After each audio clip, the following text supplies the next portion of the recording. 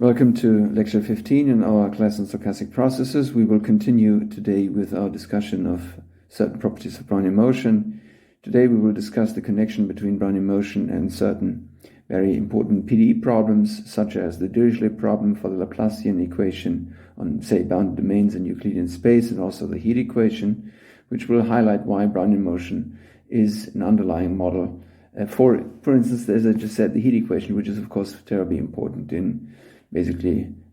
almost every field of applied mathematics. And the second part of today's lecture will be the discussion of the path properties of Brownian motion with regards to their Hölder continuity. We will show that the paths of Brownian motion are almost surely Hölder continuous locally everywhere, with a Hölder exponent less than a half, strictly less than a half. But if we ask for the Hölder regularity of Brownian trajectories with Hölder exponent greater than a half, we will see that we will have with probability 1 nowhere local Hölder regularity. So that will be already a kind of very fine statement about the local regularity of the curves of the random functions that we obtain. And it will show in particular that the random functions which are realized by a Brownian trajectory are nowhere differentiable. But still they are continuous and even Hölder continuous with this exponent, or with any exponent strictly less than a half. That will be the program of today's lecture, and we start right away with the first connection of Brownian motion to the Laplace operator, which is the contents of the first proposition. This proposition says the following: if B is a Brownian motion in d dimension, and we pick a function which is, for instance, 3 times continuously and differentiable with bounded derivatives,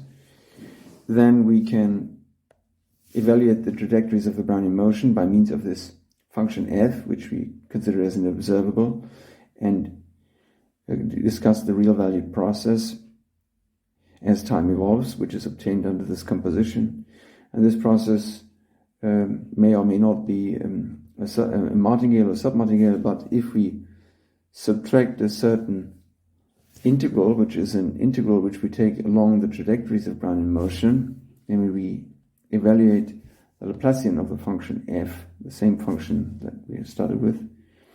which is a new function, of course, on Rd, and insert the value of the Brownian motion at time s, and integrate the whole thing with respect to time, with respect to the s parameter, from 0 to t, where we also have to include the factor 1/2, then this expression is again a martingale. So this is in a way slightly reminiscent of, if you like, a Doob decomposition or something like this, where the general transformation of a martingale through a function f, where Brownian motion is a martingale, this will not necessarily be again a martingale. But this theorem here shows that if we subtract a certain additional quantity, which is obtained by basically evaluating the Laplace operator on this function f along the trajectories of the Brownian motion, if we subtract this thing as a compensator, we get back a martingale. So this is, in a way, the compensator for this new real-valued stochastic process, which is obtained by composing the initial Brownian motion with this test function f. And I should probably remind you what the Laplace operator of a function is. If you give me a function in d dimensions, I can take just the sum of the second-order derivatives of the function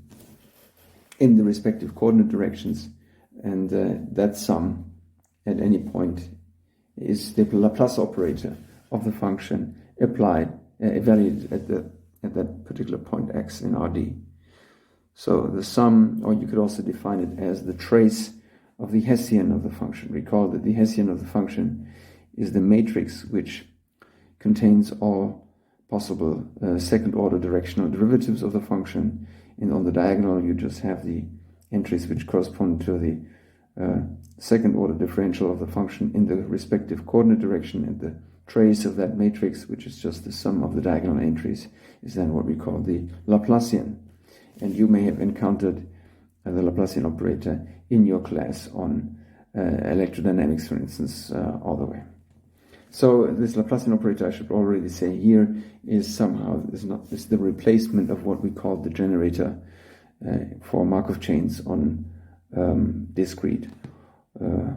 state spaces. And I shall make that clearer a little later why this is actually the appropriate analog.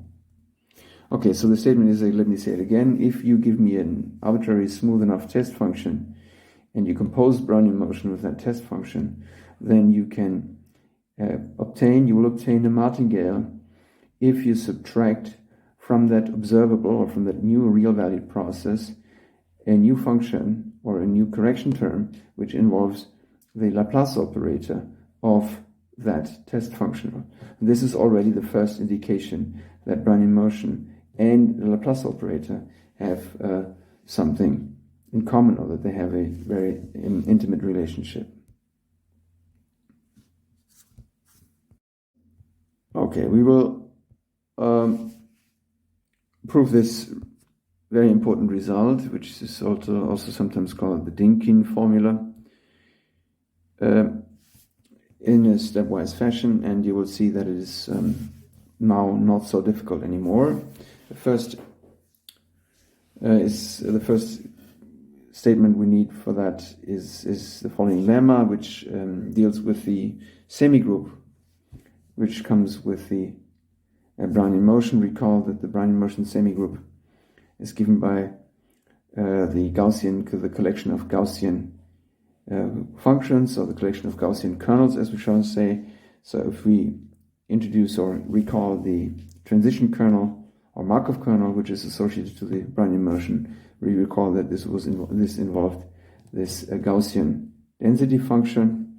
because it's after all about the increments of Brownian motion, which are given by extended Gaussian variables. And so the transition probability for a jump of Brownian motion starting at position x to end up in a infinitesimal region of space, which we denote by dy in time t, is given by this weighted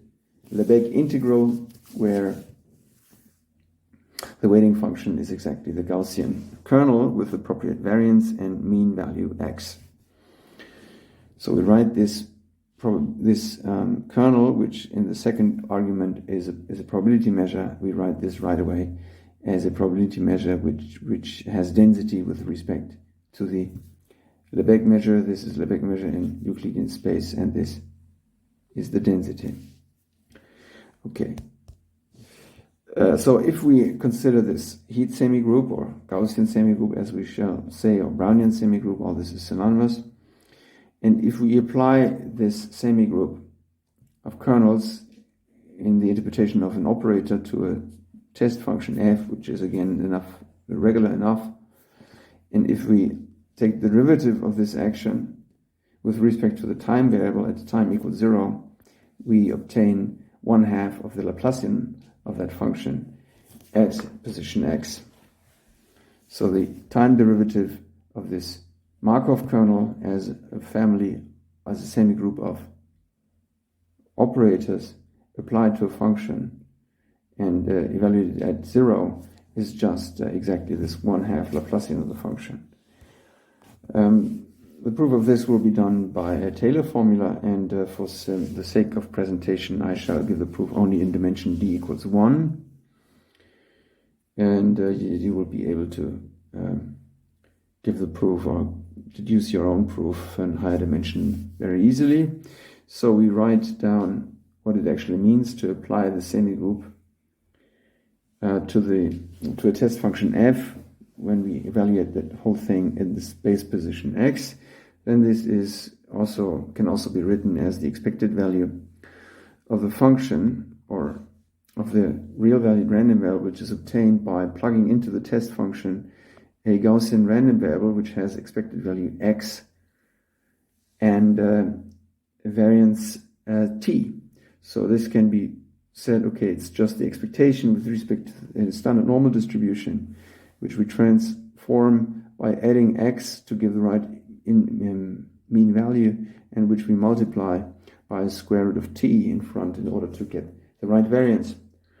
Now, if you assume that the function f has these regularity properties, or that it has a finite, has 3 times continuously differentiable with a bounded third derivative, then we can do a Taylor expansion here in this expression, or inside the expectation, we can do a Taylor expansion with respect to the point x, which allows us to write this f at this perturbed position as f of x, where x is the point from which we make the development, times the derivative at x of the function times the step, which is square root of t times xi, plus 1/2, that's the next Taylor term, 1/2 the second derivative of f at x times the squared of the perturbation, which is here then t times xi squared, plus, if I use this error term representation by Lagrange, plus 1/2 the third derivative of f evaluated at a certain intermediate point, which I denote by theta, an intermediate point between x and this perturbed point, x plus square root of t xi. So this theta is a random position, but we will deal with it a little later, times the third power of the perturbation. So that's just the exact Taylor formula with the error term or remainder representation by Lagrange, where we, by assumption, we already see that this third derivative term is bounded uniformly, and we can evaluate these effectively sum of 4 expectations separately. The first term is deterministic at all; it doesn't involve any xi, which is the only random variable here. Then the second term, all the non-random terms, where we plug out or pull out all the non-random terms inside the expectation, and only the expectation of xi remains, but the expectation of xi is 0 because it's a symmetrically distributed random variable. Then the next term we have to evaluate again by pulling out all the deterministic factors is 1/2 f double prime of x multiplied with t times the expected value of xi squared. Xi is a standard normal, so the expectation of xi squared is 1, and finally it remains the expected value of the product of the Lagrange remainder term with a 1/6 factor in front. If we then ask for the derivative of all this thing with respect to the time parameter, we consider this usual difference quotient of this semigroup action. The P naught operation is an expected value with respect to a deterministic variable, namely when t equals 0, we have nothing in front of the xi. So when t equals 0, there is the randomness in xi is completely suppressed, and we just get deterministic f of x. So therefore P naught of f evaluated at x is just f of x, which if we compare with our representation of the action of pt, effectively produces a cancellation with the first term. This f term here, which comes with a minus, produces a cancellation with the first f term, which was appearing in this expansion before, and what remains is only the term of second order, because the first order term, let me say it again. So we have a cancellation of this term with a 0th order term in this Taylor expansion. The first order term by symmetry is a 0, and the second order term has an explicit representation, and the third order term, or Lagrange remainder term, had a factor of square root of t to the power 3, which of course goes as a deterministic factor in front of the expectation, which produces a square root of t in total, because we divide by t in this the whole expression. So in the end we obtain 1/2 f double prime of x plus a remainder term, where the remainder term is exactly this here, and we can estimate this remainder term by an infinity bound to the supremum bound of the third derivative, of which we were assuming by simplicity, for simplicity, that this is uniformly bounded, times the expected value and absolute value, and the expected value of the absolute value of the standard normal to the third power, which is some finite value, times square root of t, which of course tends to 0. So therefore we see that in fact the derivative exists, and the value of this derivative is 1/2 times the second order derivative of the function f at that position x, which was the claim. So this was in a way a semi-probabilistic proof of a classical result also in analysis, namely in analysis or in PDE theory. You know that these Gaussian kernels are the fundamental solution to the heat equation. And what we just have computed is that if we apply this fundamental solution to the heat equation and we take the derivative of this with respect to time, then we obtain the Laplace operator, which acts on this test function. So that's what we write out here once more as a separate corollary. If we take the derivative of the action at any other time other than t equals 0 of this operation of the semigroup to the function f, and if the function f is smooth enough, say, then this is just the same as if we the result of this derivative is again the operation of the semigroup applied to the function f, but of this we have to take the Laplace operator. And we can also interchange here in this representation the order by which we write the Laplace operator or the semigroup function, the semigroup. So this is just the same as applying the semigroup pt to the function, which is obtained by taking the Laplacian function of f.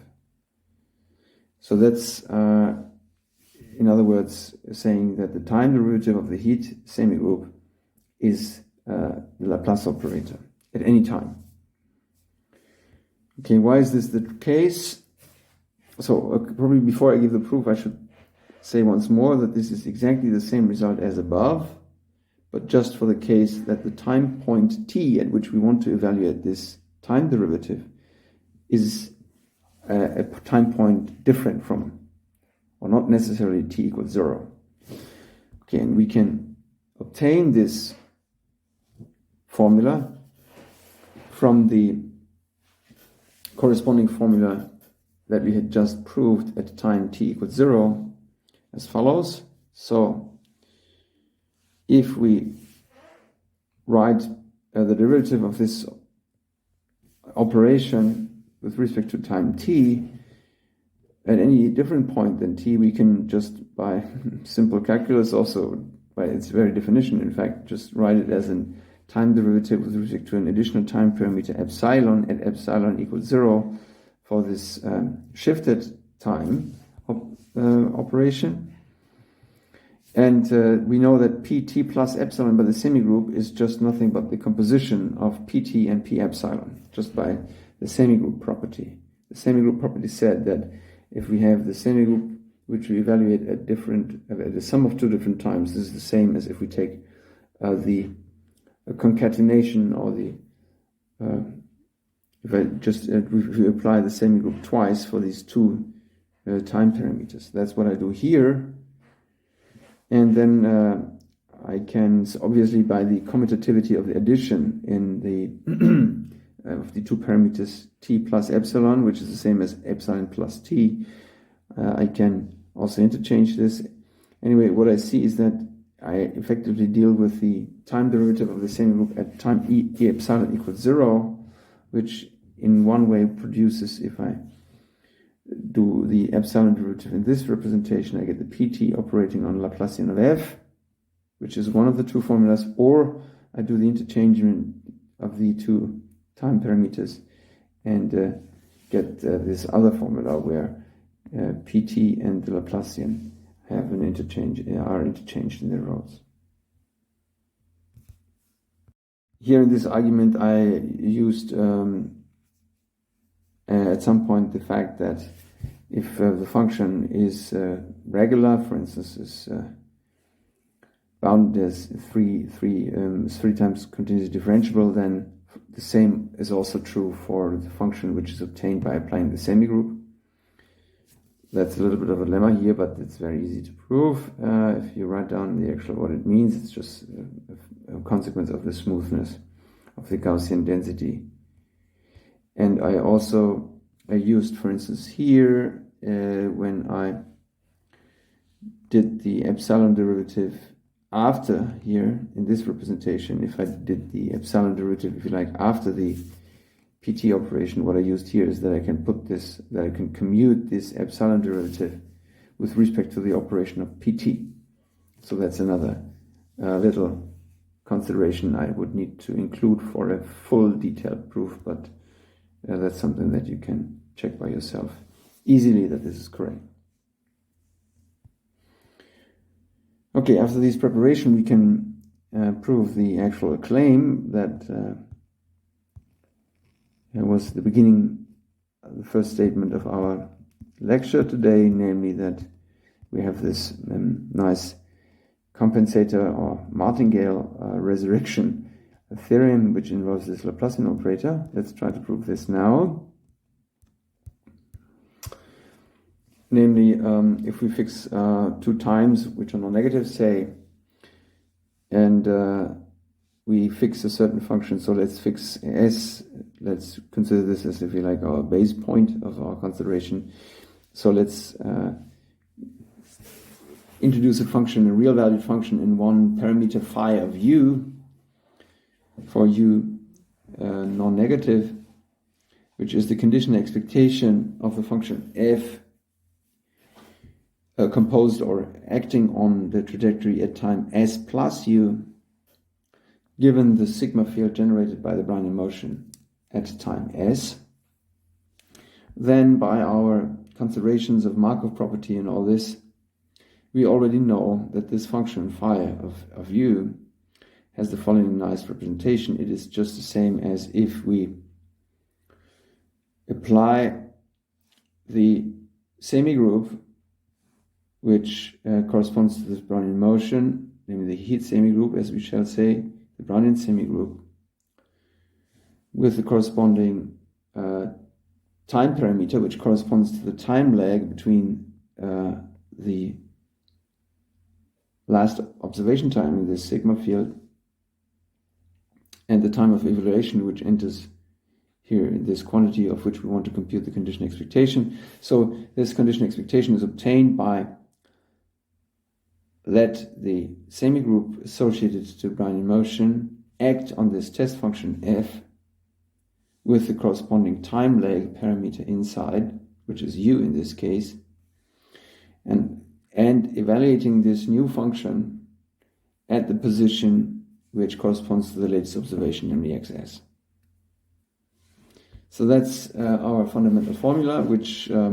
relates, as we had discussed in the previous lecture, these conditional expectations of simple functionals of the Brownian motion with the corresponding semigroup of kernels or semigroup of operators. Now we can take the time derivative, or the derivative of this real valued function with respect to this parameter u, and we have already seen or just demonstrated that this is the same by our previous proposition than applying the Laplacian operator, or 1/2 the Laplacian operator, to the semigroup. This is the formula which we just had. This is fine for any fixed position, and here in this argument we take the previous lemma, or we apply the previous lemma at the position little x equal capital XS. So this will be the previous lemma in the case when x is set to be xs, which is to be understood as a deterministic quantity if we work in this conditional framework. So for any xs fixed, which is the perspective here, the time derivative of this phi function with respect to the parameter u is given by this formula, and we had already seen that it is just as good, the formula, if we interchange the operation of the Laplacian operator and the operation of the semigroup. So, if we then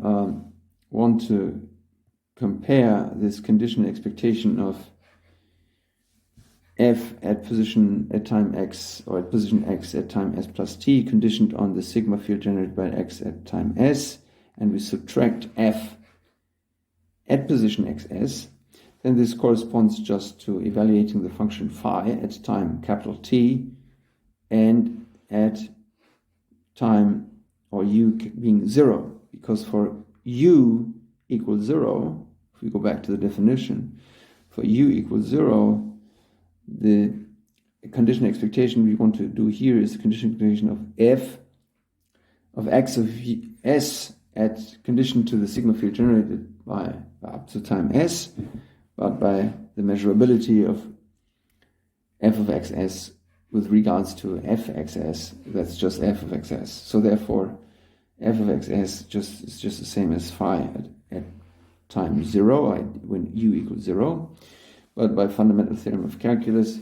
this is just the same as if we take the derivative of this function phi with respect to this parameter and integrate. But we had just obtained a formula for this derivative, which we insert here, which is 1/2 of this pu thing, where u is the integration variable. Now we wind back, if you like, or this conditional expectation, or we wind back the operation of pu and write this pu thing again as a conditional expectation, because this Laplacian of f, we can consider this as a g, as a new function g of xs for the moment. And then we have pu, I should probably say the full expression here, if you understand Laplacian of f as a new function g, is then that inside the integral we have the integral from 0 to t, pu acting on the function g evaluated at xs integrated with respect to du. And we know that pu of g acting on xs, or evaluated at xs, has the interpretation of a conditional expectation. So that's again our function g here. So we write this as the conditional expectation of g evaluated at the time on the Brownian motion or on the trajectory at time u plus s, conditional on the sigma field fxs. This is again just our connection between conditional expectations and the semigroup. And this is now an integral which is taken with respect to the u parameter on the time interval from 0 to t, and the u parameter enters only in this trajectory, and by a simple shift of the domain of integration, we can just write this as a plain du integral with respect to the u parameter if we adjust the domain of integration to be the domain of integration from s to s plus t. And now we have an integral over this, of a certain quantity in u, over this interval, over this real valued interval, and this of course we can also write as the difference of two integrals which involve the longer interval from 0 to s plus t, and they subtract the integral over the short interval from 0 to s. This is just a decomposition of this full integral or writing this integral over this interval as a difference of two full integrals. And this the second, and as regards to the second integral, we again see that this involves now the conditional expectation of a certain quantity which involves the trajectory up to moment of time s, which enters here this conditional expectation, but all these quantities which appear here on the inside the conditional expectation are obviously measurable by the sigma with regards to the sigma field, which is generated by the trajectory up to time s. So therefore, this conditional expectation is the identity operation, and we have the full integral from 0 to s of this along the trajectory. Okay, and this is all we needed, because we can rearrange this inequality and subtract this conditional expectation term of the full integral to the left-hand side of the equation and add f of xs, which was phi of u, in order to obtain finally this formula, which I put now in the box. It's this formula, which says that the conditional expectation of this f of xs plus t guy subtracted, so it's probably not perfect, so the real thing is this formula. So the conditional expectation of the combined observable, if we subtract this compensating integral, which is an integral which involves the behavior of the path of the trajectory. If we can take the conditional expectation of this quantity given the sigma field generated up to moment time of s, we obtain f of xs and this term, and which is exactly, if you look at it, exactly the claimed martingale property. And with this martingale result, we can finally come to a real highlight of this lecture, in my view, which is in the end very, very easy now to prove, but is very fundamental, which shows that we can solve a very important and paramount problem of PDE theory by using Brownian motion. And it's in a way the analog of what we discussed already in the context of Markov chains, that you can represent harmonic functions through stopped Markov chains. And what we shall present now is the analog of this in the case of the Dirichlet problem for the Laplace operator. Namely, you can solve a Dirichlet problem, which is one of the most important problems in PDE theory, for a harmonic function on a bounded domain with given boundary value by employing Brownian trajectories. Namely, let omega, so again, as in the previous case, I shall restrict to a very simple situation, and all these statements here will generalize to more complicated situations, but for the sake of presentation, we shall restrict everything to a very simple and manageable situation. Right, so let omega be a smooth bounded domain, which is finite, say, and let f be a function which, for simplicity, we shall assume is a bounded continuous function, including its third order derivatives, which are also assumed to be bounded and continuous, and let assume that this function on this bounded domain is harmonic. So here we want to assume that the function is already extended on the full Euclidean space, but what we want to assume is that the function is bounded, is harmonic on the interior of this domain omega, and that on the boundary it has a boundary function g. So that's the famous problem from electrostatic, where you ask, so f would be just the potential function for an electric field that is generated by a certain charge distribution on the boundary of this domain, or something like that. Okay, and then the statement is that if you have this harmonic function, then the harmonic function has a representation through a Brownian motion, namely the value of the harmonic function at the interior point x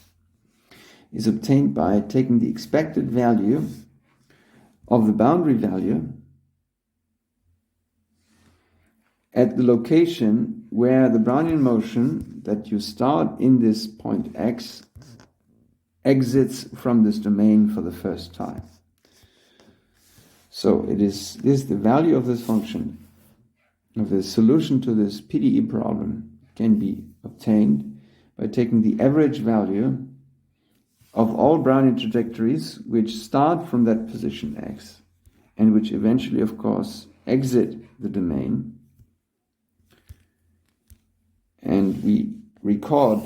the time when the first exit from this domain is actually appearing. And by continuity of trajectories, this first infimum value of the times when the trajectory is not in the domain will be on the boundary of the domain. So at this exit location, effectively, we stop the Brownian motion, or we record its location, and we evaluate the boundary value of function g at this exit point, which is, by construction, the quantity which is appearing here is a random quantity because it depends on the point where the Brownian motion exits the boundary, exits the domain. But if we take the mean value of all these exits, so in other words, if we take the mean value of g with respect to the exit distribution of the Brownian trajectory, then this function, as a function of the initial position inside the domain, is the solution to this Dirichlet problem. So you see that you could use this formula to produce a numerical scheme for the solution of this Dirichlet problem, because you just sample Brownian trajectories. And in fact, sometimes it's really used for numerical purposes. So if you want to compute the value of this harmonic function in a particular point, and you don't want to compute the value of this function in all other points, then a reasonable way to do that is just to simulate sufficiently many Brownian trajectories, which all start in this initial position, and which then exit at some time point from this domain, record where this exit happens, and take the mean value of the g function, the boundary function, with regards to all these realizations of the Brownian motion. And this mean value is then your approximation of the solution to the Dirichlet problem in this point. Okay, why is this true? Well, we apply what we have learned so far, namely Bt is a Brownian motion regardless of correction. So Bt is a Brownian motion, and we know from the previous proposition that any function applied to a Brownian motion yields a martingale if we subtract the appropriate compensator. The compensator here involves the time integral of the Laplacian of the function, with a factor 1/2, along the trajectories of the Brownian motion. So that's good for any function f, if it is smooth enough. Now that's a martingale, and we can apply optional stopping theorem to the case of the stopping time, which is the first exit time of the Brownian motion from that domain. So the optional stopping theorem tells us that also the stop process is also a martingale.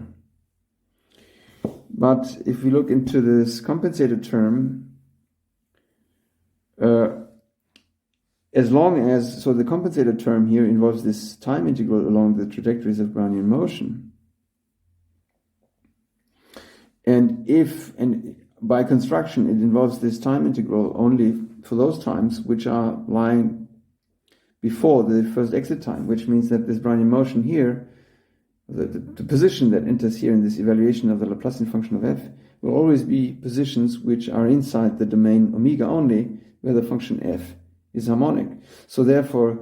in the stop martingale, the compensator does not contribute at all, which in the end means that this harmonic function applied to the stopped Brownian motion is just a plain martingale. And this means that, in particular, that this function, this if this process as a random process in time has constant expectation, and therefore the expectation of this process at time t equals 0, which by construction is f of x. So f of x. So what's the expectation of this quantity if we choose t to be 0? Well, then this is, so here's a little bit bad writing.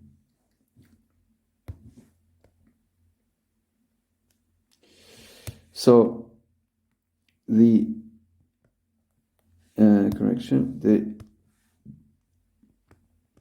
if we evaluate the expectation of this martingale,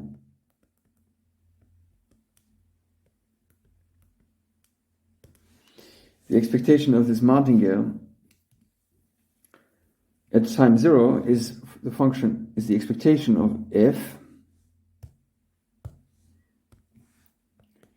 evaluated at the position of the Brownian motion started in x at time equals 0, which means just a function f at position x. So the expectation of this martingale at initial time is just f of x. This is the same as the expectation of that martingale at any other time.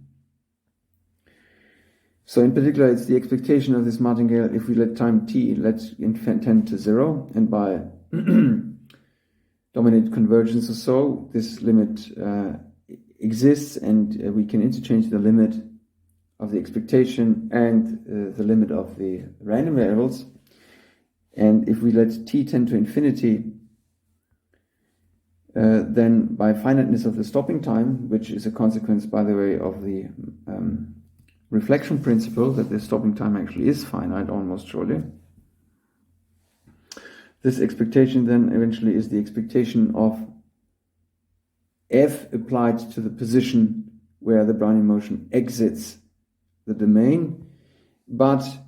the function f, by definition of the solution to the Dirichlet problem on the boundary, coincides with g. And this ultimately gives us the statement that f at position x, that was what we were asking for, allows the representation as the mean value of the boundary function when we integrate, or when we take the mean with respect to the exit probability of Brownian trajectories which start from that interior point inside the domain. So this gives a very nice connection between, first very explicit connection between a canonic PDE problem and Brownian motion, which is of course somehow reflected by the fact that Brownian motion is, so the transition statistics of Brownian motion are given by the fundamental solution to the heat equation. And this is again highlighted by the following easier result, in fact, which I could have stated even before, which says the following. So if you give me a, say, bounded continuous function on the real line for a moment, it could be also RD or something like this. And if you take as a function of time the expected value of this function at the location of Brownian motion at time t when it is started in x, which is, by our definition of the semigroup, just the operation of pt applied to f evaluated at x, then this expression, which involves effectively a random or the mean value of Brownian motion, then this function as a function in time solves the heat equation, namely d by dt f of t dot x equals 1/2 Laplacian ftx, which is the heat equation with initial condition given by this function f.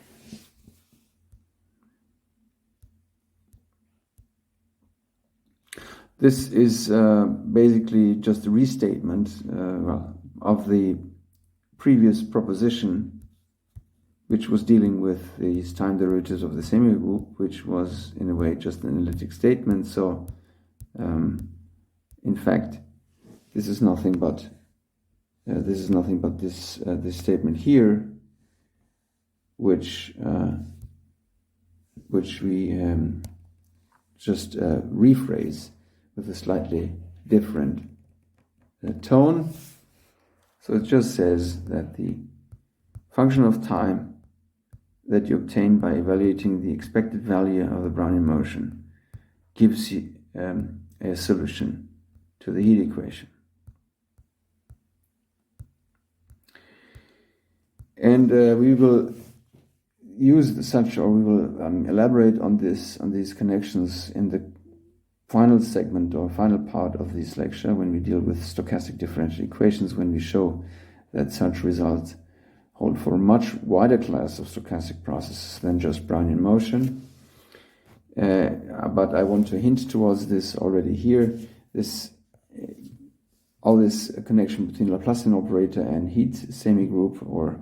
PDE, extends to the case when the Laplacian is replaced by what is called the generator of this Markov semigroup, which is defined, or which is obtained in exactly the same fashion as we deduced the Laplace operator from these PTs. We take the time derivative of the operation of this Markov kernels on functions at time t equals 0 in order to obtain a new operator, and this new operator is then what we call the generator of this Markov process. And all the PDE problems all these very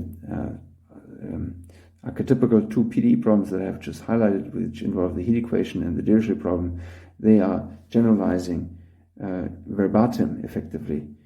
to the case when the Laplacian operator is replaced by this generator L, which in some cases is an abstract operator, and in many other cases it's quite explicit.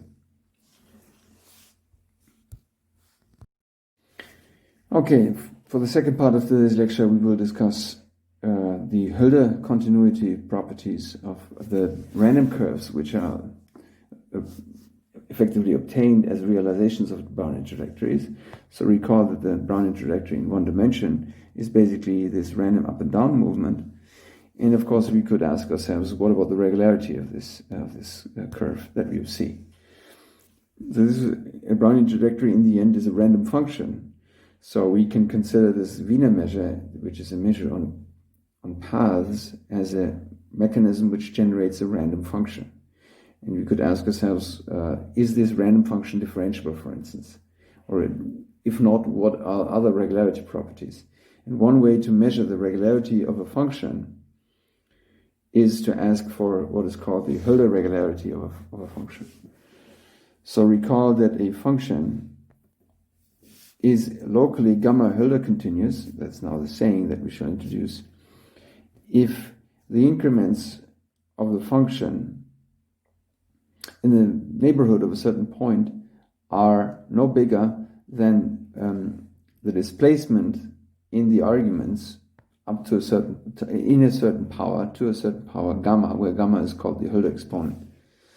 So the correct and rigorous definition would be like this: a function on the real line, assuming values in the reals,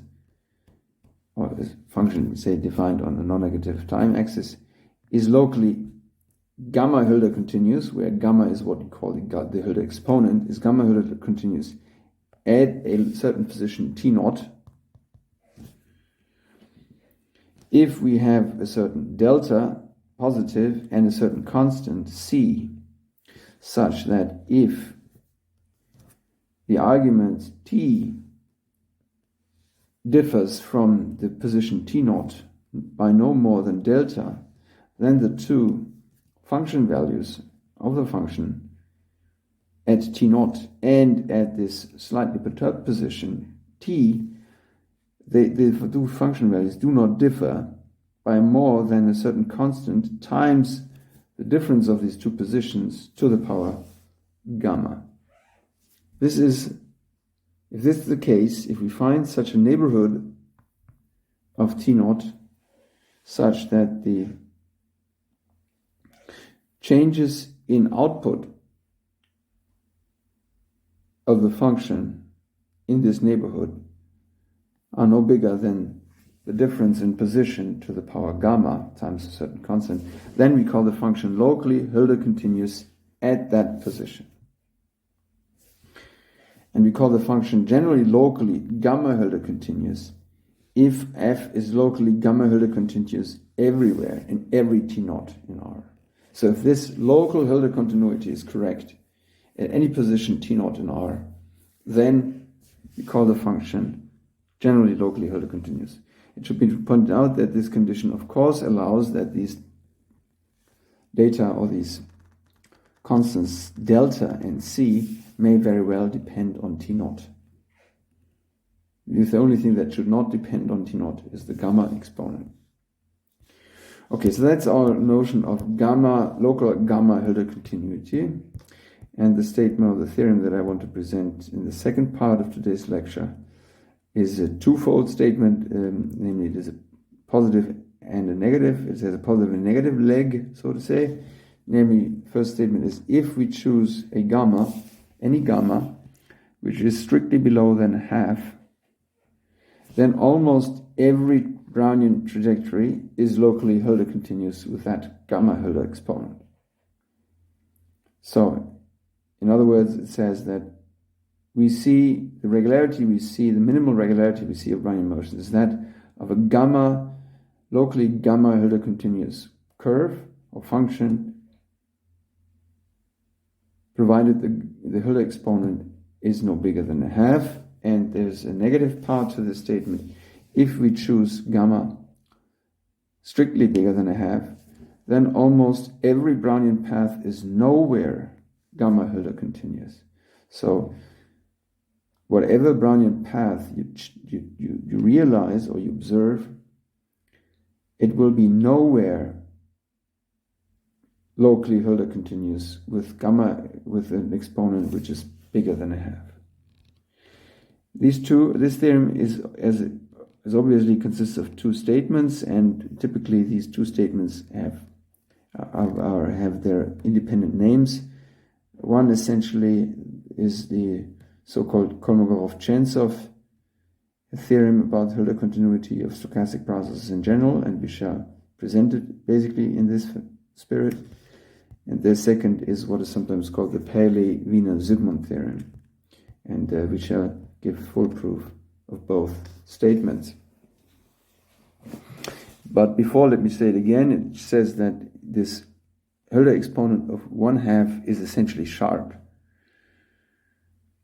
The statement does not make the theorem does not make a statement about the precise Hölder exponent 1/2, but it makes a statement for Hölder exponent smaller than a half, where it's positive, and bigger than a half, it's negative. And the boundary case is more complicated and will not be discussed in this lecture.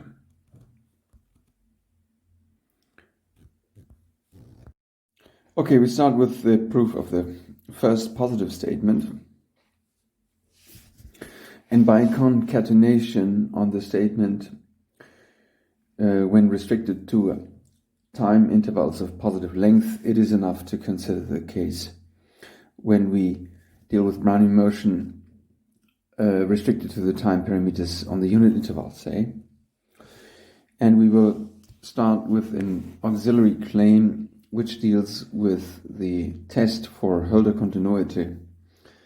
of a continuous function when we restrict the observations to dyadic points, namely that D be the collection of dyadic numbers on the unit interval.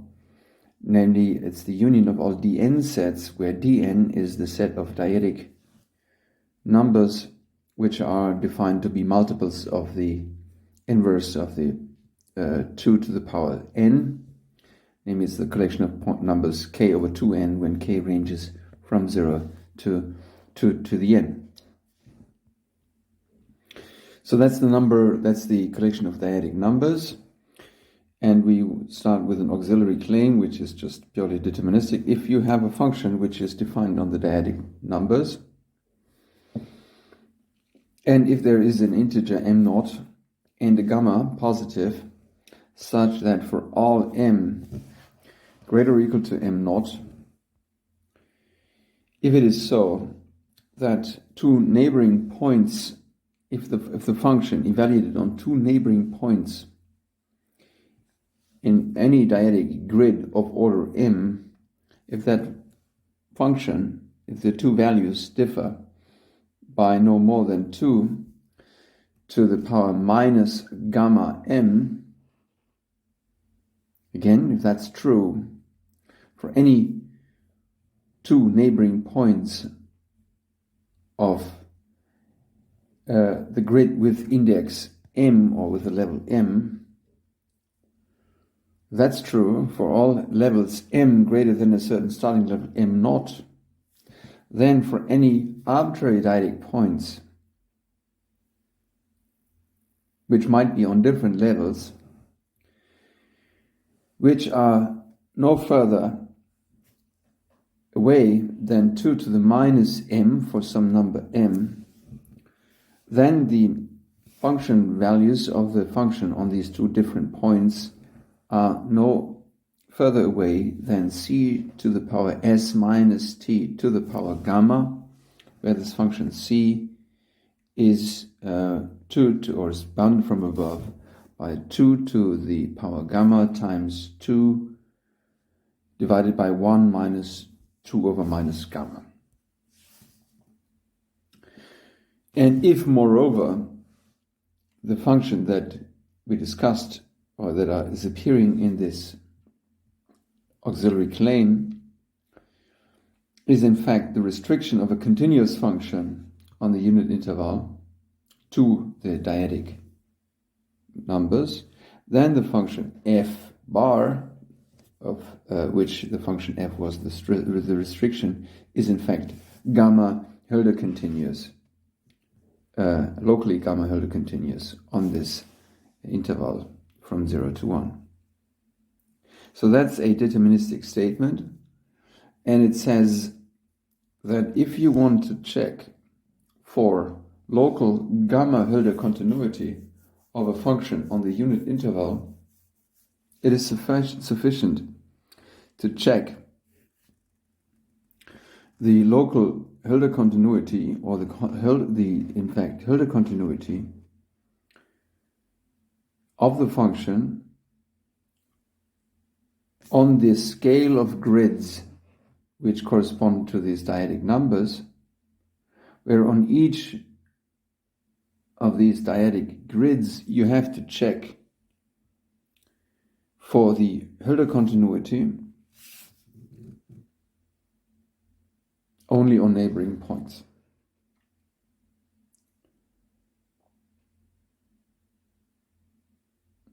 So let me say it again. Checking for a local Hölder continuity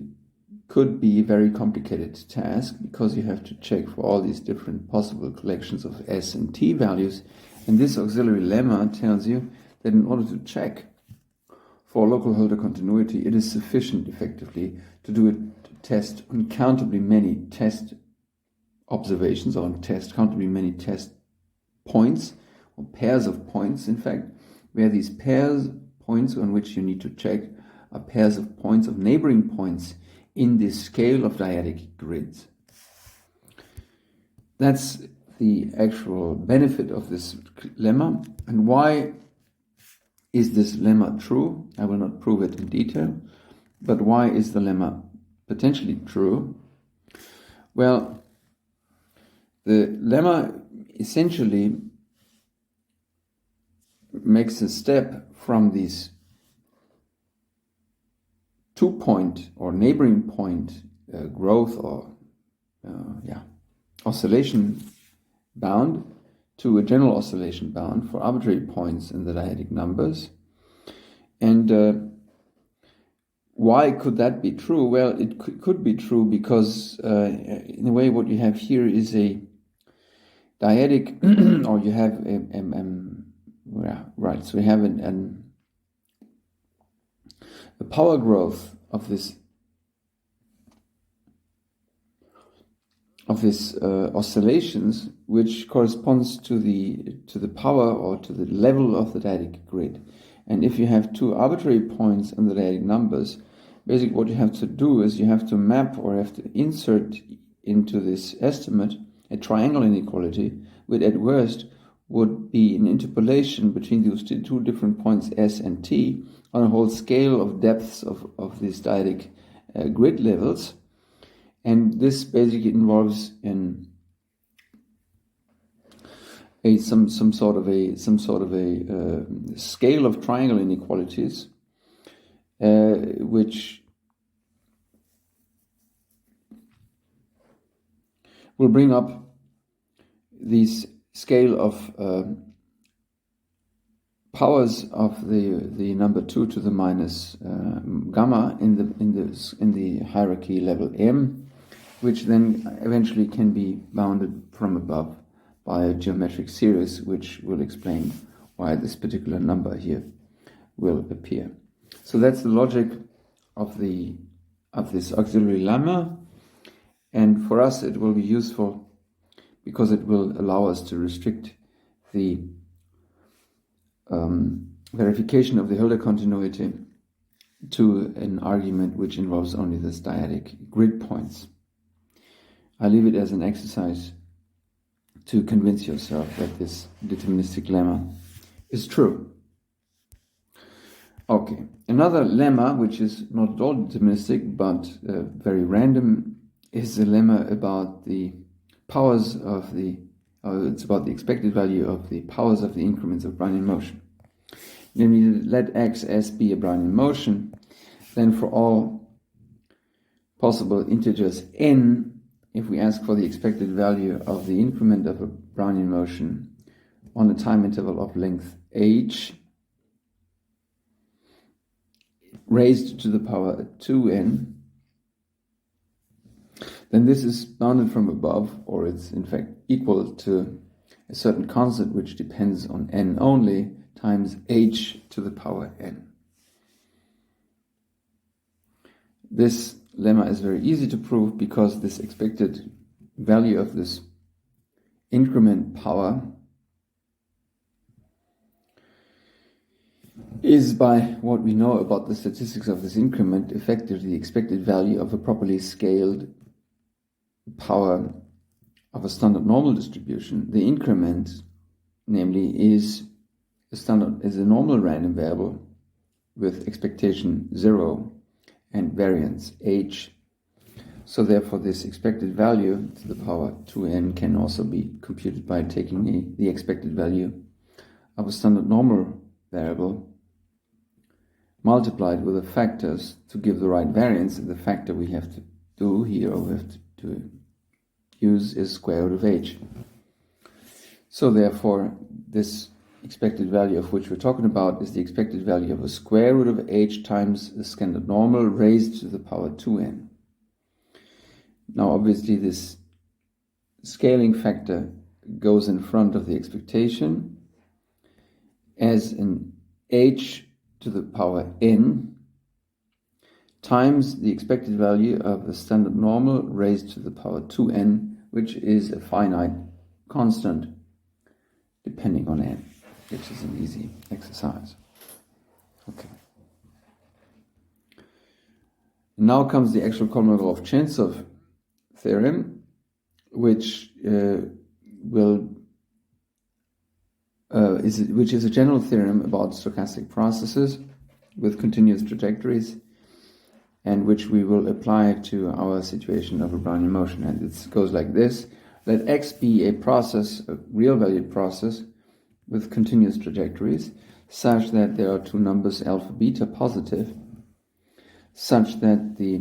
increment raised to the power alpha for any points s and t, or observation time points s and t, such that this increment raised to the power alpha is greater or equal, is bounded from above by a constant times the difference of the time points raised to the power 1 plus beta, then x is locally Hölder continuous for any gamma which is between 0 and beta over alpha.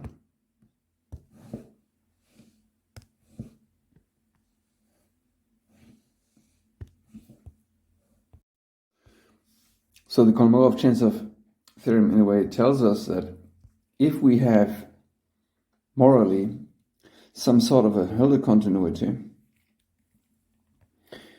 with regards to the expected increments, that's what it says. If we have Hölder continuity with respect to the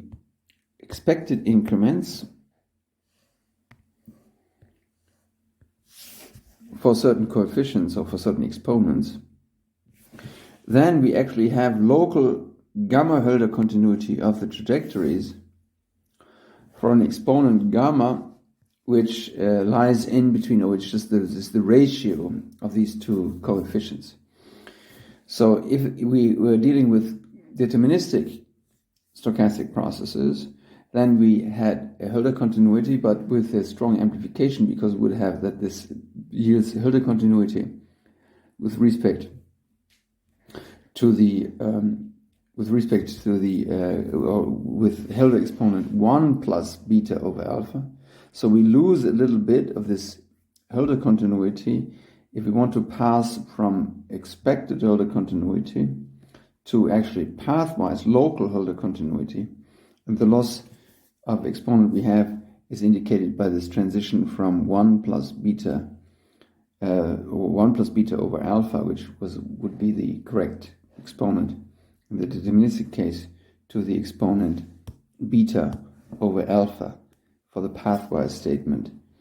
in the stochastic case. And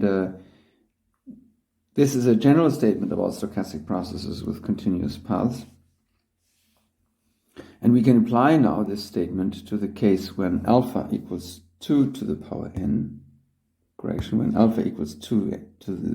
when alpha equals 2n and beta equals n minus 1. This will be the choice of exponents, or the choice of exponents alpha beta, for the application of the Kolmogorov-Chentsov theorem when we deal with Brownian motion, because in this case alpha is, as I just said, 2n, and beta is n minus 1, which will allow us to conclude that for any gamma less than n minus 1 over 2n, we have local gamma Hölder continuity according to the Kolmogorov-Chentsov theorem. And this is fine for any n that we might want to choose, finite, but in the limit, of course, this goes to 1 over 2 to a half.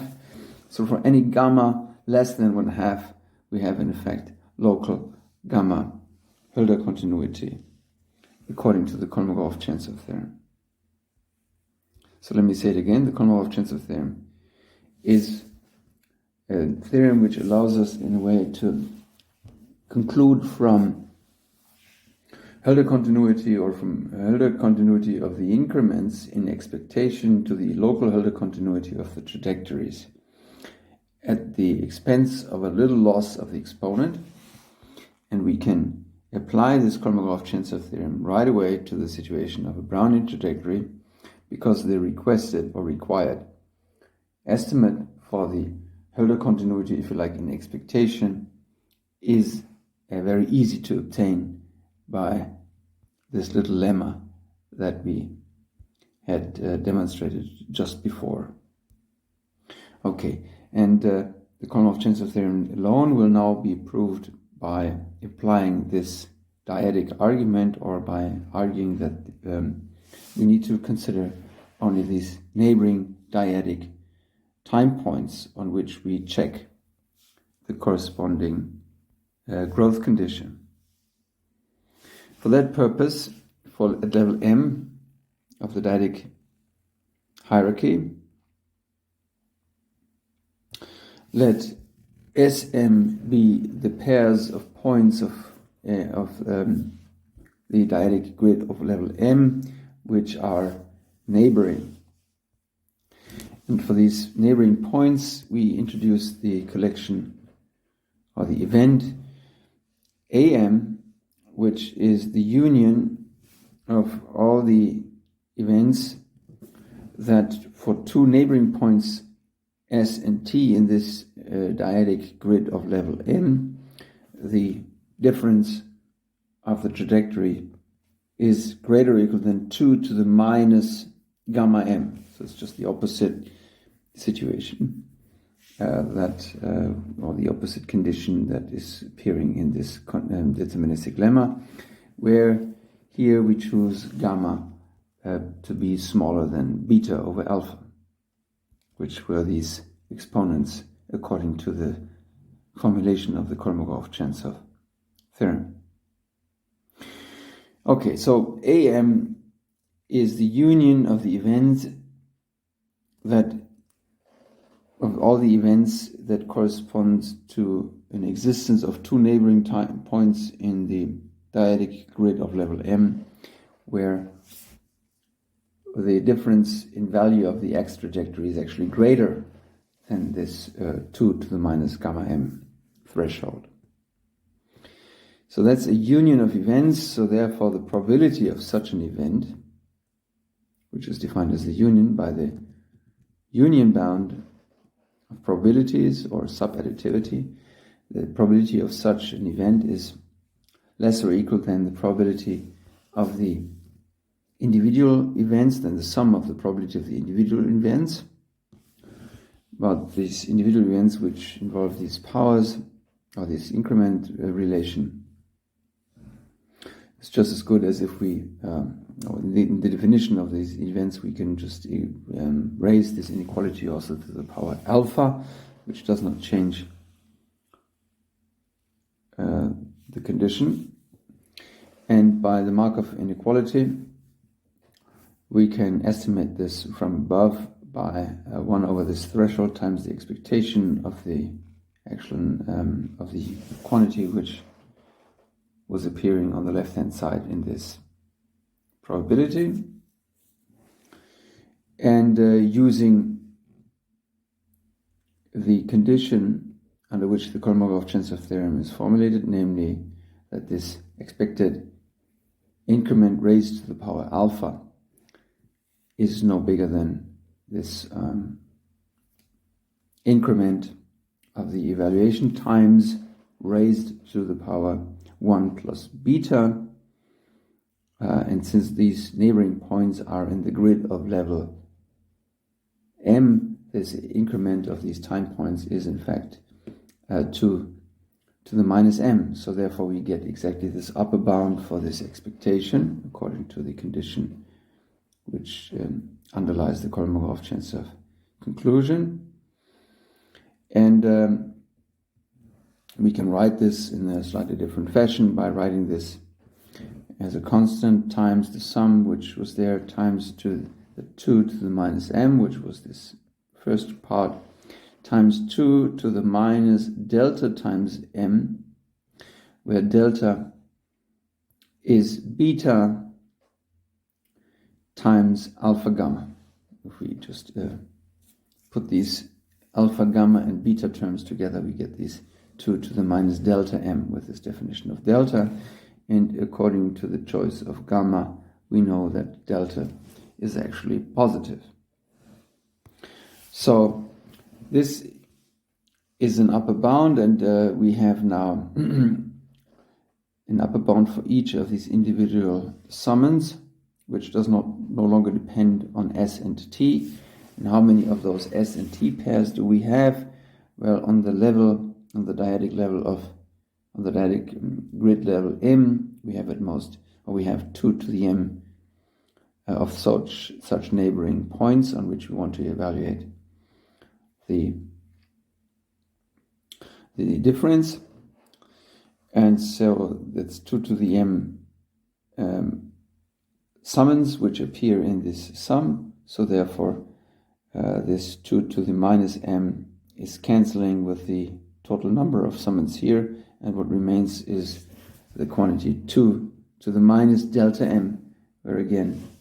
delta was this positive number, which is beta minus alpha gamma. Okay, so that's the probability of one such event AM,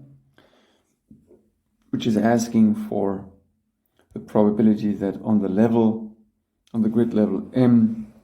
we have a difference in value of the x function by more than this deterministic lemma on a dyadic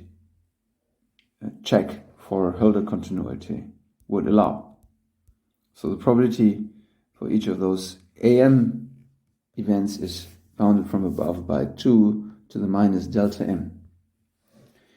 Hence, if we ask for the series of these probabilities for the AM events, we get an upper bound for this series of probabilities by 2 to the minus delta m when we sum with respect to the m parameter from 0 to infinity, and that's a geometric series which is because delta is positive. So therefore we get a convergence series which therefore is finite, and in particular this implies that the lim sup event of this sequence of events AM is a zero probability event, where, let me recall to you, the lim sup event of a series of events is given as, or is determined or defined in words as the event of all, of the subcollection of little omega, which appear in infinitely many of those events, and we can formalize this as follows. It's the intersection of all the unions of all the remaining events. So this is just this, in a way, the generalization or the extension of the concept of a lim sup of a sequence. Recall that the lim sup of a sequence is defined to be the limit of the supremum of the sequence numbers which you consider when you consider the sequence after a certain minimal index, and then you take just the limit of all this. And here, taking the supremum of a collection of sets, if you like, was just taking the union, and then you take the intersection of this union. Here the union is obtained by taking the union of all these A events starting from a certain initial index k, and the lim sup of these events is now obtained by taking the intersection of all these unions, of all these tail unions. So that could be called a tail union, starting from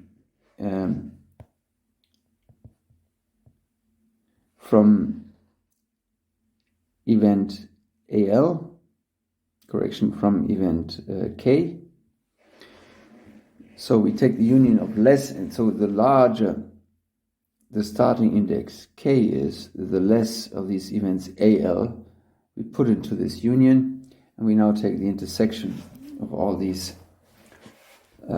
tail unions, which is ultimately the collection of all realizations of randomness which appear in infinitely many of these individual AM events. And then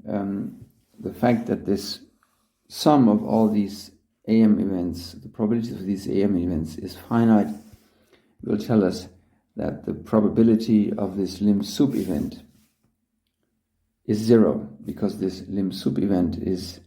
bounded from above by all the finite sums, by the tail sums of these individual probabilities, and by the fact that this is a summable total sequence of probabilities, we can easily deduce that this probability of these tail unions converge to zero, because it's the remainder of a larger and larger, it's the smaller and smaller remainder of a converging series in probability. So this was a very quick and incomplete recapitulation of the essence of the so-called Borel-Cantelli theorem, or Borel-Cantelli lemma, which says that if you have a sequence of events whose probabilities are summable,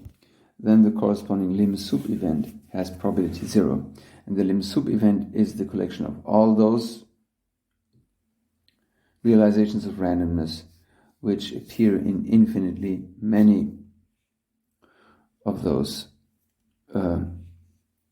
contributing events AM.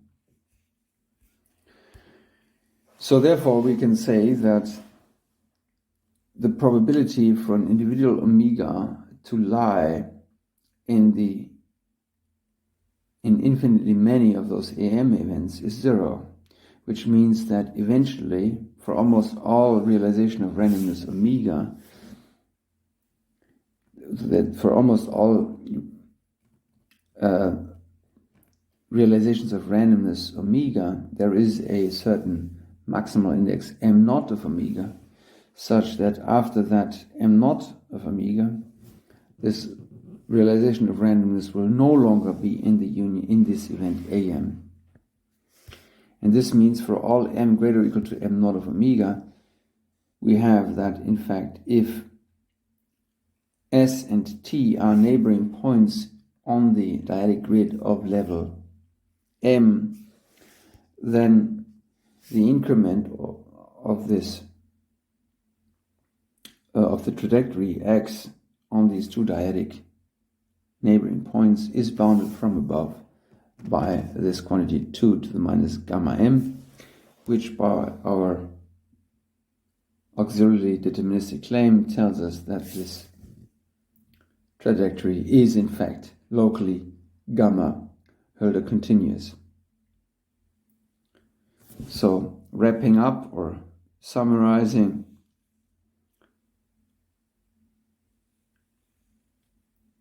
we have convinced ourselves that whenever a stochastic process with continuous trajectories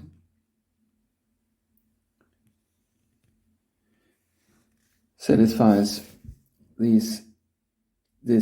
condition on the expected Hölder continuity, then the trajectories are in fact locally Hölder continuous with this Hölder exponent, or any Hölder exponent, which is below beta over alpha. And here in the formulation I should correct that this beta over alpha alone, there for that case we have at the moment no statement. So gamma really needs to be strictly less or equal than beta over alpha.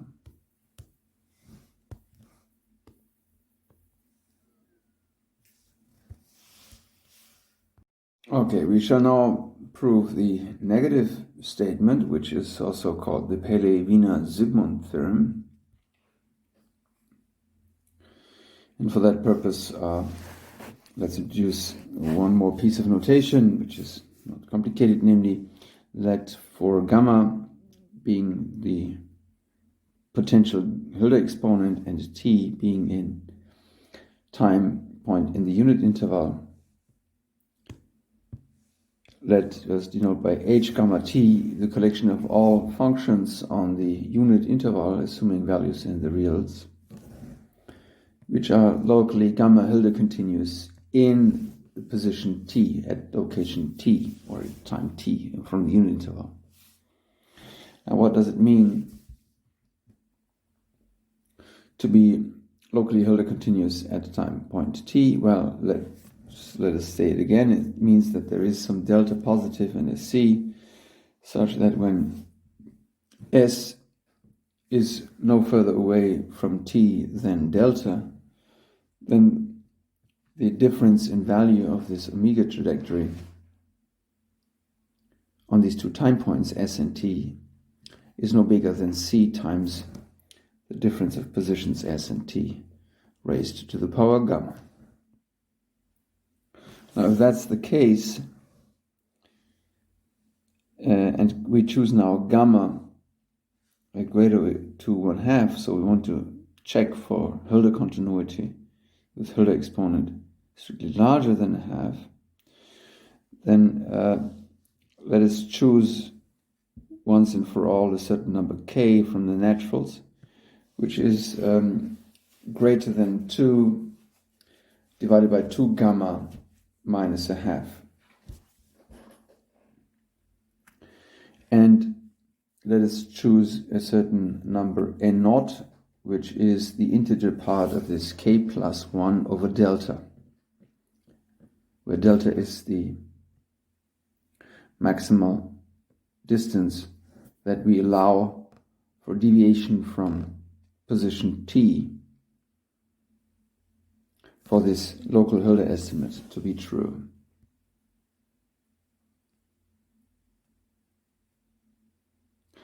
Then, for any n which is bigger than this n naught, let us choose I to be the next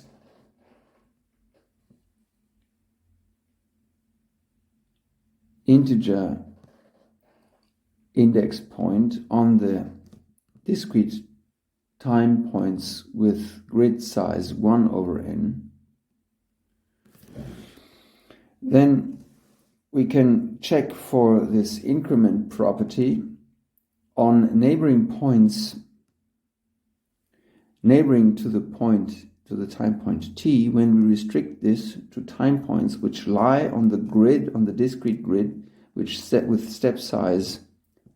1 over n. Namely, if I is the time index which represents a close by point to the actual continuous time point t, when restricted to the grid of step size 1 over n, then we can ask ourselves, is it so, or what's the maximal deviation of the omega trajectory, provided we have this Hölder continuity, at a grid point which has an index I plus L plus 1, as compared to the value of the trajectory at time point which is I plus L over n. So if you recall what we were choosing here as the position I, or the index I, which is a index I between 1 and maximally n or something like this, then effectively what we do here is we have a certain time point t, and we put a grid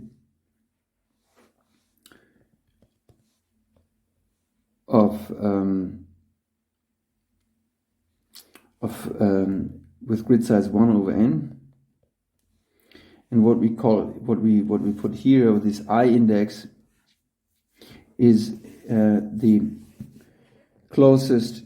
grid point on this discrete grid with grid size step size 1 over n, which is still above the level t, but which is the closest grid point on this discrete grid, which is next to the position t. And now we can ask ourselves, what's the maximal difference in value between two different grid points where we evaluate the trajectory on two neighboring grid points, but still in the vicinity of the position I. So that would be some I plus L plus 1 over n grid point, and that correction, the next one here, and this would be the next lower I plus L over n grid point, when L in this case ranges in the values from 0 to k minus 1.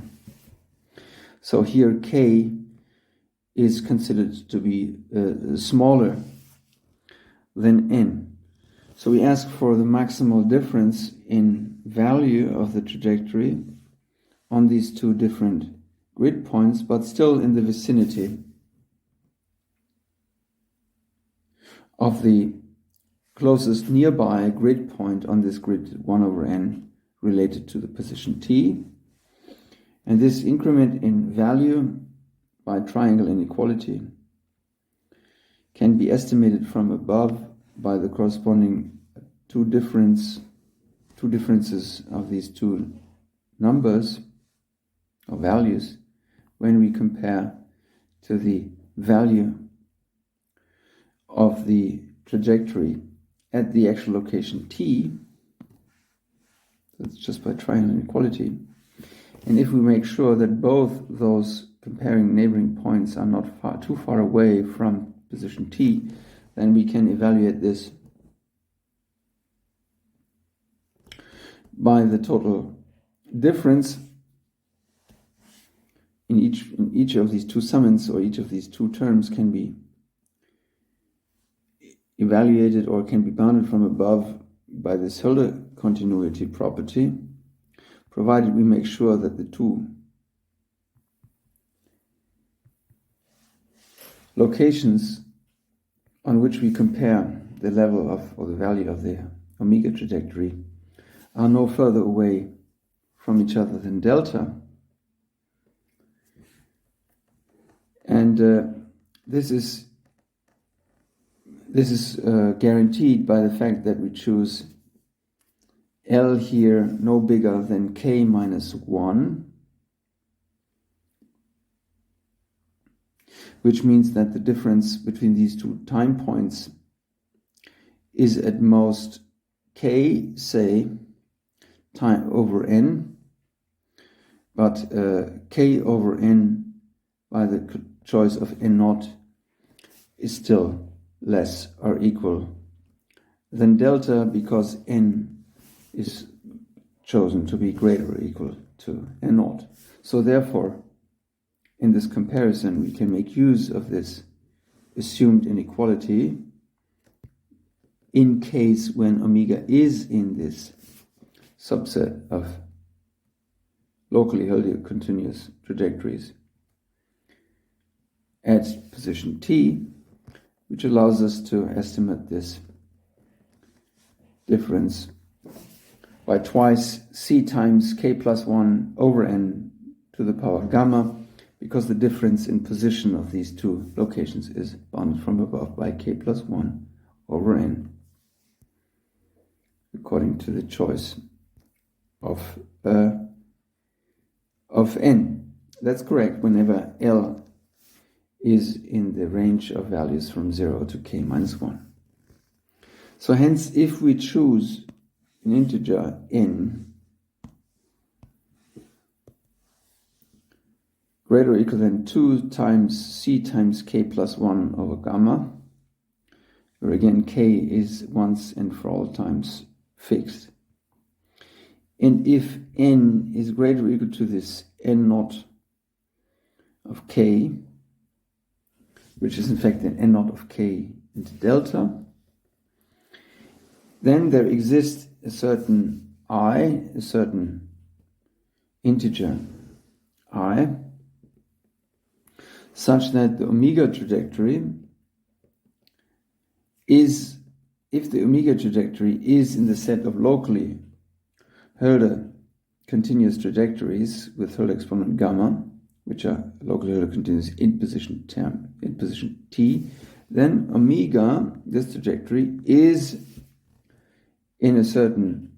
subset of trajectories or subset of functions, which we index by, or which we call a subindex capital N small n I, which is defined by exactly the condition that for all L indices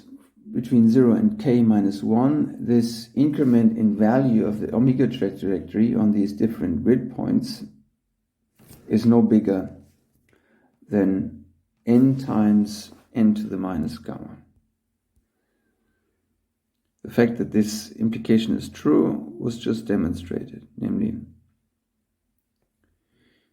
if the trajectory is locally Hölder continuous with these constants and so forth, then we find for sufficiently large n and for sufficiently large n naught, which is an n naught of k and delta, we find an I number such that the trajectory lies in this subset ANNI, provided this integer small n is chosen larger than this integer n naught of k and delta. Now, if we introduce a collection of a few more sets, namely ANN, which is defined as the union with respect to all these possible positions I of these ANNI sets, then this union will collect all the trajectories that are somewhere Hölder continuous in with respect to some of these possible points t. And we have just said that if omega is in this H gamma and so forth set, then there exists one of those i's.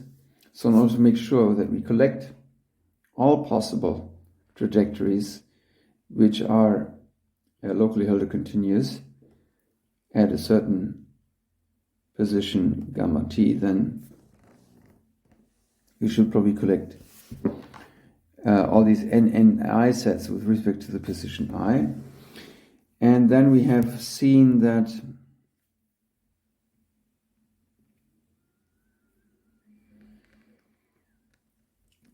the collection of locally Hölder continuous trajectories in T will be in these ANN sets provided, or will be in all of those ANN sets, provided this little n is chosen large enough. So therefore, we can pass to the intersection with respect to the n parameter, because the statement here was so that it's true that for all little n, the omega trajectory is in this, will satisfy the condition which is formulated with respect to the little n parameter.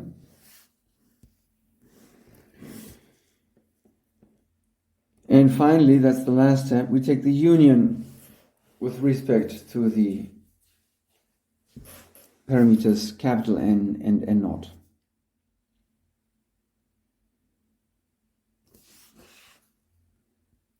So let me try to make that clear again. We have convinced ourselves that if we have some local Hölder continuity for any position t, then for any positive large enough little n, we find a little I such that this omega trajectory is in the set ANNI.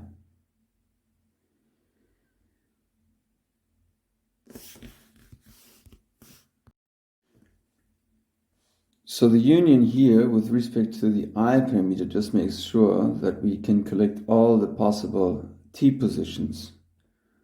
where local Hölder continuity might occur. In the second step, the intersection operation with respect to the N naught is admissible because we basically make this N naught parameter stands for the delta parameter. That's not quite correct. The N naught operator stands for the grid size on which this iterative increment argument will be true. But it's so that whenever we have some local Hölder continuity, we find some N naught from which this grid increment condition will be true for any other n, provided n is chosen to be larger than N naught. And the dependence on this initial starting position, on this initial starting index N naught, which is effectively a condition on the delta parameter, that is dealt with in the final step by, and also similarly for this constant c, this is dealt with in the last step when we take the union with respect to the n0 parameter and the capital N parameter. So therefore, ultimately summing up, the collection H gamma of paths, which is the union of all paths which are somewhere in the locally Hölder continuous at some point in the unit interval, this union of all possible anywhere locally Hölder continuous paths is contained in the set A, which we have just constructed. Okay, and now we want to argue that this set A is a zero probability set when we deal with trajectories which are generated by Brownian motion. To do this, we ask ourselves first, what's the probability that the Brownian motion is in the set A, N, N, I, in one of those sets which is indexed by 3 indices. So let's look at this A, N, N set again. The A, N, N, I set is a set of collections, a set of trajectories which deals with k increments of Brownian motion, which are evaluated on non-intersecting intervals. So again, the ANNI set is a set of trajectories which is formulated in terms of k increments of the Brownian motion on k disjoint time intervals of size 1 over n each. And we know that these increments are on these time intervals of length 1 over n are distributed according to a standard normal distribution with expected value 0 and variance 1 over n. And we have k of such conditions,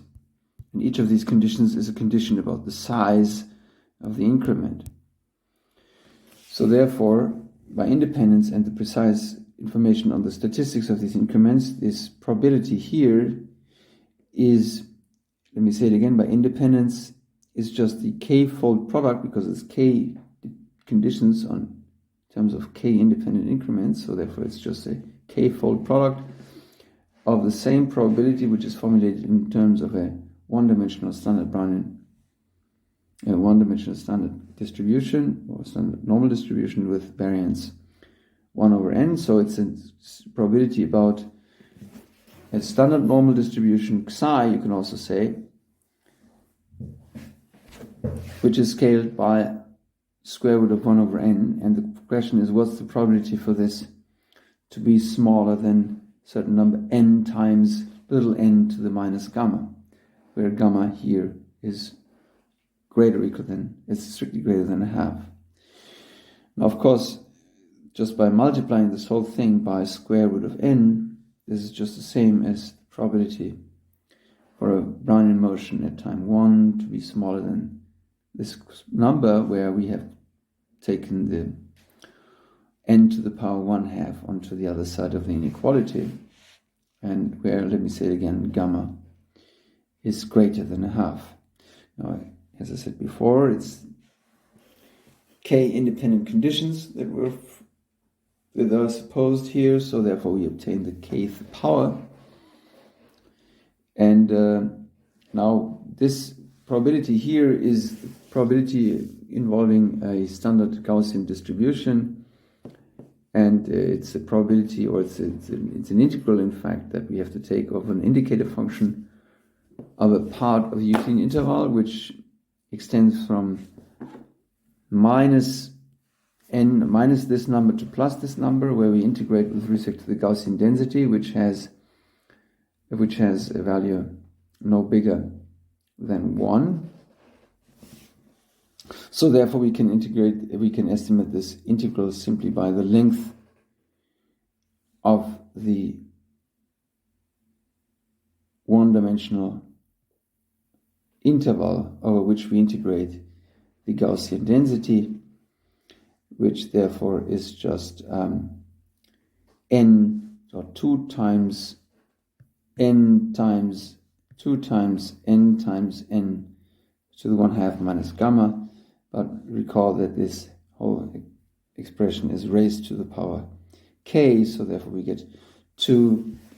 to the power k times n over 1/2 minus gamma to the power k.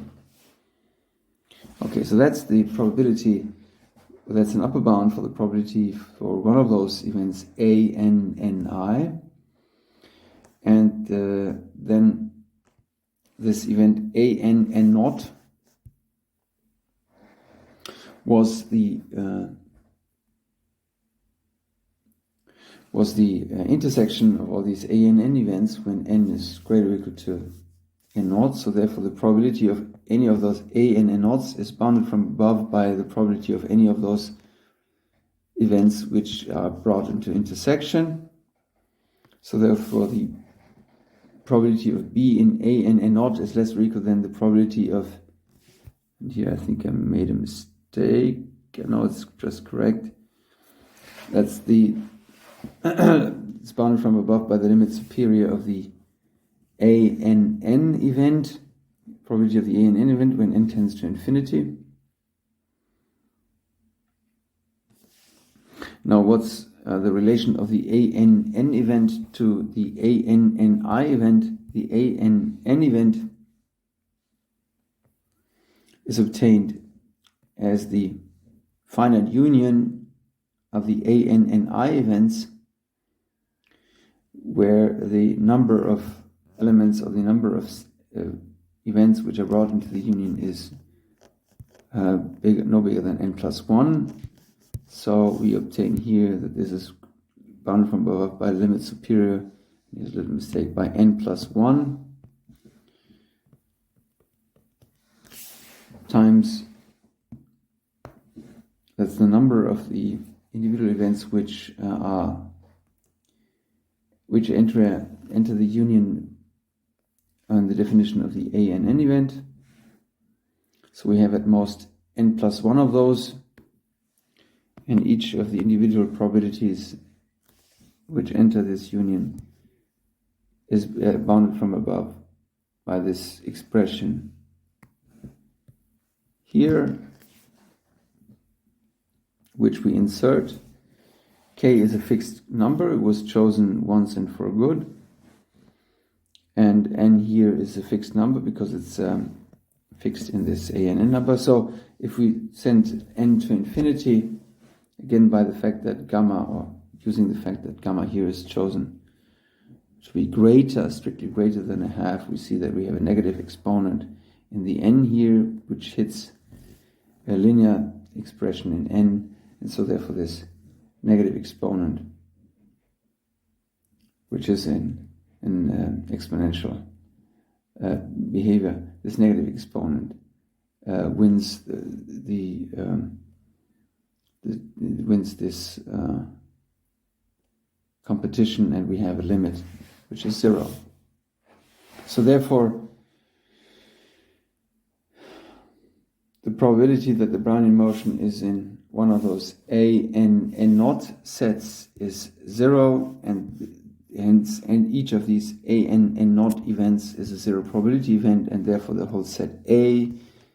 is also a 0 probability event because it is obtained as a countable union of 0 probability events, and hence we find that the probability for Brownian motion to be in this H gamma set is, as a matter of fact, 0, which concludes the proof of this Paley-Wiener-Zygmund theorem.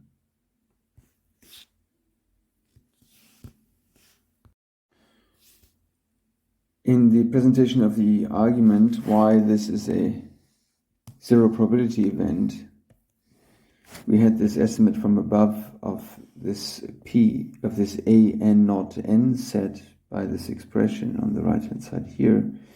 and why this is in fact a